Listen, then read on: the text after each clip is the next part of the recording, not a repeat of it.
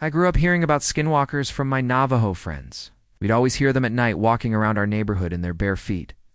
My dad always told me to stay inside and lock all the doors because if a skinwalker found you outside, they would kill you. Of course, I never listened to him and I would sneak out of my window in the middle of the night to search for these creatures. Fortunately, I never found one.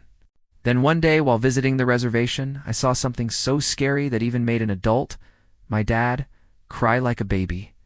So this happened a couple years back when I was just a wee lad of 23, me and my homie. Chili were going on a little hike, and we decided to venture into the wilderness near Lukacheika Mountain, also known as the Skinwalkers' Playground. Apparently there's so many skinwalkers that live in this mountain that it earned itself this nickname. But of course, not believing in anything paranormal, we went on with our little hike without giving it any attention. After walking through the woods for hours, we finally got to the lake that we were looking for. It was a beautiful day, and we decided to take off our clothes and go swimming. After a few minutes of enjoying ourselves, we heard some rustling in the trees. Being paranoid, we started screaming at each other, "Run for your life, dude.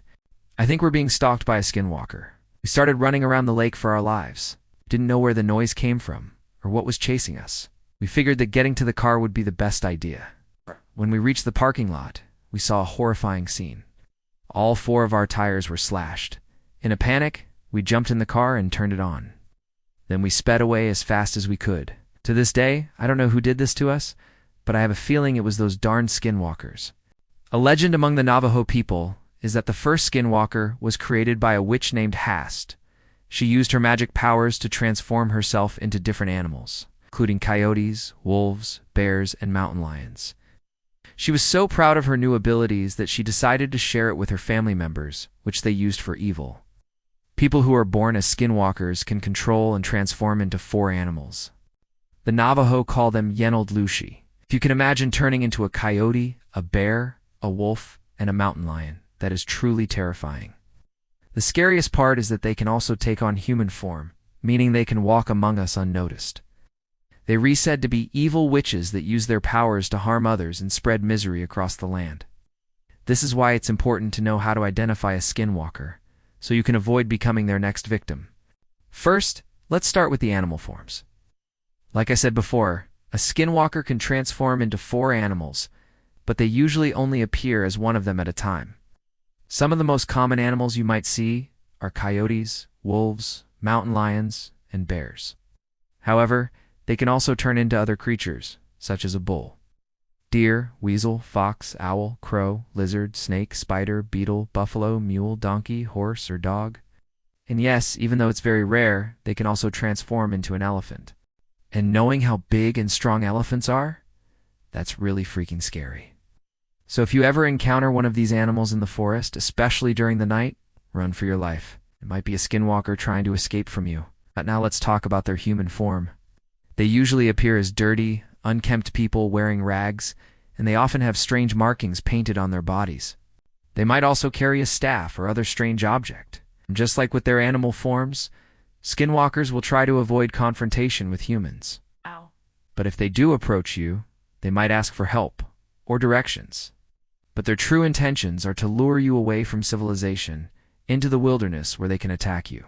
Okay, so now that you know what to look out for, let's talk about the signs that indicate you've been cursed by a skinwalker. You might feel a sudden chill or change in temperature. You might also experience unexplained illnesses or accidents. And here's the creepiest one. You might start seeing the same animal that you saw the skinwalker as following you or appearing in your dreams. If you want to protect yourself from skinwalker attacks, you should follow these tips. First, you need to be aware of your surroundings. Pay attention to the animals around you and any strange people you encounter. If you feel uneasy, trust your gut and get out of the area. Second, carry protective items with you, such as Navajo jewelry or a cross. And no, a silver bullet won't work. Third, if you're camping, make sure to put your tent in a safe location away from trees and bushes. And finally, don't wander alone in the wilderness at night. Stay with a group and stick to well-lit areas. And if you're in a situation where you think you're being stalked by a skinwalker, make tons of noise. They hate loud noises and will run away. Also, if you see a skinwalker, throw dirt at it. As Navajo tradition says, skinwalkers can't cross flowing water or stand in running water. So if you can reach a river or stream, you'll be safe. One last thing I'll say, don't mess with any Native American folklore. That's what my dad always told me. And he was right. Just recently, 2 kayakers in Oklahoma were paddling along the Illinois River when they encountered a large creature that attacked their kayaks and tried to capsize them. One of the kayakers managed to snap a photo of the beast before it disappeared into the water. Many believe that this creature was a skinwalker. Now, I know I didn't tell you this earlier, but the reason why skinwalkers can only take on 4 animal forms is because when they're changing, they have to shed their skin. Their skin is where all their magic powers come from. And if they lose it, they become very weak and vulnerable. That's why you often see skinwalkers during the night. They like to wait until the moon is full, and then they shed their skin under the moonlight, which gives them more power. The worst part is when a skinwalker sheds its skin, it gets stronger and more powerful than usual. They become so powerful that even holy water and blessings from a medicine man can't stop them. This is why you should be extra cautious during a full moon. Because when the skinwalkers roam free and cause the most mischief. Legend has it that skinwalkers also target certain body parts when they attack. For example, if a woman is being attacked by a skinwalker, they will try to bite off her fingers first. This is because the fingers are considered to be the most sensitive and painful part of the body. So if they can endure the pain of having their fingers bitten off, then they can endure anything. Women who survive this ordeal are often left with permanent scars on their hands as a reminder of their encounter. If a man is being attacked, the skinwalker will go for his genitals. They might pull, twist, or bite them, causing excruciating pain and trauma. These attacks can result in permanent damage and psychological trauma for the victims. The legend of skinwalkers is a chilling reminder of the dangers that may lurk in the darkness. By understanding their behavior and taking precautions, you can better protect yourself against these terrifying creatures. Remember, if you find yourself face to face with a skinwalker, remain calm and follow the tips that we've discussed. Your survival may depend on it.